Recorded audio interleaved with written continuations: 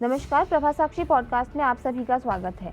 आज के इस पॉडकास्ट में बात करेंगे कि शरद पवार को यूं ही नहीं कहते हैं जानता राजा। इंदिरा गांधी से बगावत कर बनाया दल, सोनिया की खिलाफत के बाद एनसीपी अस्तित्व में आई। तो आइए सुनते हैं आज के इस पॉडकास्ट को। लेकिन उससे पहले अगर आपने हमारे चैनल को सब्सक्राइब नहीं किया है तो जरूर कर लें, ताकि आप रोज ऐसे ही इंटरेस्टिंग और जानकारीपूर्ण पॉडकास्ट सुन सकें। राम गोपाल वर्मा कभी आग बनाते थे तो कभी सरकार जैसी सुपरहिट फिल्में बनाते थे, जिसकी पहली स्क्रीन पर लिखा होता था, कईयों की तरह मैं भी गॉडफादर से प्रेरित हूँ। लेकिन सबको पता था कि वो असल में प्रेरित किससे थे? उस कार्टूनिस्ट से जिसने शेर की सवारी करके अस्मिता का नारा देकर महाराष्ट्र की सियासत को बदल दिया था। फिल्म थी सरकार, 2005 में आई। पर्दे पर अमिताभ बच्चन, सुभाष नागड़े, लेकिन लोगों के लिए सरकार, लेकिन आवाज किसकी गूंजती थी? बाल ठाकरे। फिक्शन को जब फैक्ट में प्रोजेक्ट करते हैं तो वो जो पूरा प्रोसेस होता था। सरकार फिल्म में कहते हैं कि नजदीक का फायदा देखने से पहले दूर का नुकसान सोचना चाहिए। बाल ठाकरे और महाराष्ट्र की सियासत से आने वाले एक और दिग्गज नेता शरद पवार के बीच का संबंध बड़ा ही अजीब सा रहा। वे सार्वजनिक रूप से पवार को आटे की बोरी कहकर उनका मजाक उड़ाते थे, लेकिन रात में उनको परिवार के साथ खाने पर भी बुला लेते थे। आज से 31 साल पहले शिवसेना के सुप्रीमो बाल ठाकरे ने भी इस्तीफे की पेशकश कर हर किसी को हैरान कर दिया था। बाल ठाकरे ने पार्टी के मुखपत्र सामना में लिखा था कि अगर एक भी शिव सैनिक मेरे और मेरे परिवार के खिलाफ खड़ा होकर कहता है कि मैंने आपकी वजह से शिवसेना छोड़ी है या आपने हमें चोट पहुंचाई है, तो मैं एक पल के लिए भी शिवसेना प्रमुख के रूप में बने रहने के लिए तैयार नहीं हूं। शिवसेना जिसे 60 के दशक से उन्होंने सींचा था, खड़ा किया था, लेकिन इसके बाद वह और मजबूत होकर उभरते हैं। मंत्री, पार्षद सब सुप्रीमो के पीछे और सबकी जुबान पर एक ही नारा कि हमें सरकार नहीं, साहेब चाहिए। अब शरद पवार ने ठीक उसी तरह का ऐलान करते हुए अपनी पार्टी के अध्यक्ष पद से इस्तीफा देने की बात कर हर किसी को चौंका दिया। कई लोगों के लिए एक आश्चर्यजनक कदम के रूप में अनुभवी राजनीतिज्ञ शरद पवार ने मंगलवार को राष्ट्रवादी कांग्रेस पार्टी के अध्यक्ष पद से इस्तीफा दे दिया, जिस राजनीतिक संगठन को उन्होंने 2 दशक से अधिक समय पहले बनाया था। पवार ने अपनी आत्मकथा लोक भूल भुलैया संगति के दूसरे संस्करण के लॉन्च के मौके पर कहा कि मैंने एनसीपी के अध्यक्ष पद से हटने का फैसला किया है। महाराष्ट्र की राजनीति के एक दिग्गज 82 वर्षीय पवार ने कहा कि वह अब चुनाव नहीं लड़ेंगे, क्योंकि दशकों के लंबे करियर के बाद किसी को कहीं रुकने के बारे में सोचना चाहिए। छात्र राजनीति से ली एंट्री। शरद पवार ने छात्र जीवन से ही राजनीति में एंट्री की थी। साल 1964 में वो यूथ कांग्रेस के अध्यक्ष बन गए थे। 50 साल से अधिक समय से राजनीति में एक्टिव रहे शरद पवार कोई चुनाव नहीं हारे हैं। शरद पवार ने अपने राजनीतिक गुरु यशवंतराव चव्हाण के मार्गदर्शन में पहली बार 1968 में महाराष्ट्र विधानसभा के लिए निर्वाचित हुए। पवार महज 38 साल की उम्र में सीएम बन गए थे। उन्होंने इंदिरा गांधी से बगावत करते हुए अलग दल बनाया था। हालांकि 1980 में इंदिरा गांधी के सत्ता में वापसी के बाद उनकी सरकार को बर्खास्त कर दिया गया था।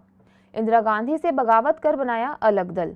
वर्ष 1977 में लोकसभा होते हैं और जनता पार्टी की लहर में इंदिरा गांधी को पराजय हासिल होती है। महाराष्ट्र में भी कांग्रेस पार्टी को कई सीटें गंवानी पड़ती हैं।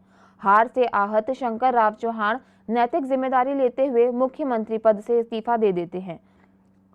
वसंत दादा पाटिल को उनकी जगह सीएम पद की कुर्सी मिलती है।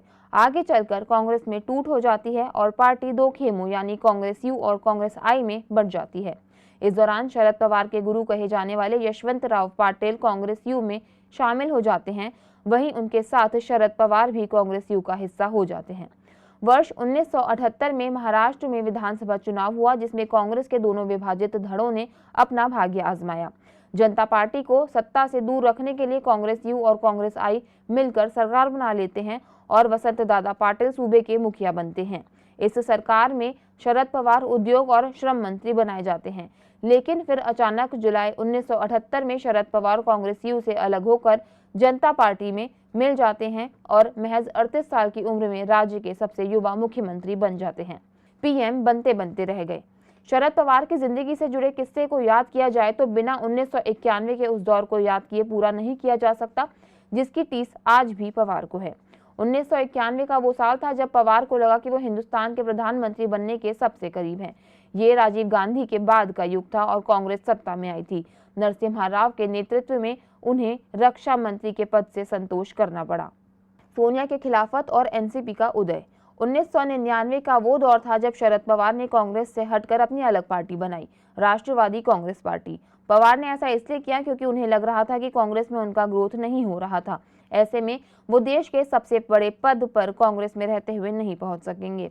अपनी इस महत्वाकांक्षा के लिए उन्होंने खुद की अलग पार्टी बना ली। उसी साल महाराष्ट्र के विधानसभा चुनाव भी थे। विधानसभा चुनाव में कांग्रेस के साथ ये कहते हुए शरद पवार ने गठबंधन कर लिया कि सोनिया गांधी के विदेशी मूल का मुद्दा केंद्र पर लागू होता है, महाराष्ट्र पर नहीं।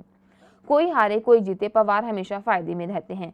हिंदुस्तान की राजनीति में शरद पवार को शतरंज का ऐसा उस्ताद माना जाता है जो दोनों ओर से खेलते हैं। कोई हारे या कोई जीते, शरद पवार हमेशा फायदे में रहते हैं। महाराष्ट्र में 2.5 साल पहले हुए चुनाव में बीजेपी और शिवसेना गठबंधन को बहुमत मिला था, लेकिन शरद पवार की बातों में आकर उद्धव ठाकरे ने बीजेपी से रिश्ते तोड़ लिए और खुद सीएम बन गए। सीएम बनने के दौरान पिछले 2.5 साल में वो बीजेपी से भिड़ते गए और शरद पवार को अपना गुरु मान लिया। बाल ठाकरे के कट्टर शिव सैनिकों के लिए यह बर्दाश्त करना बेहद मुश्किल होता जा रहा था। विधायकों ने कई बार इसकी शिकायत की, लेकिन उद्धव ठाकरे से मुलाकात करना ही मुश्किल था।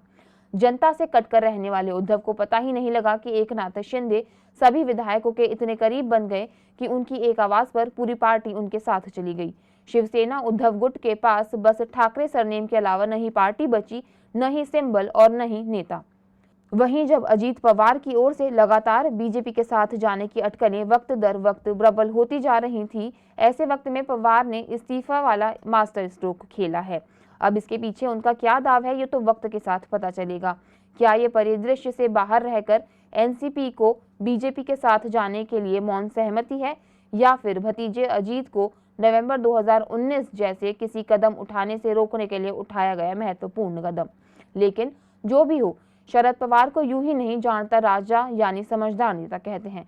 वो मोदी के भी खास बने हुए हैं, विपक्ष के भी महत्वपूर्ण नेता बने हुए हैं। आज के लिए इतना ही। अगले पॉडकास्ट में किसी और मुद्दे पर देंगे आपको विस्तृत जानकारी। तब तक के लिए जुड़े रहें प्रभा साक्षी के साथ।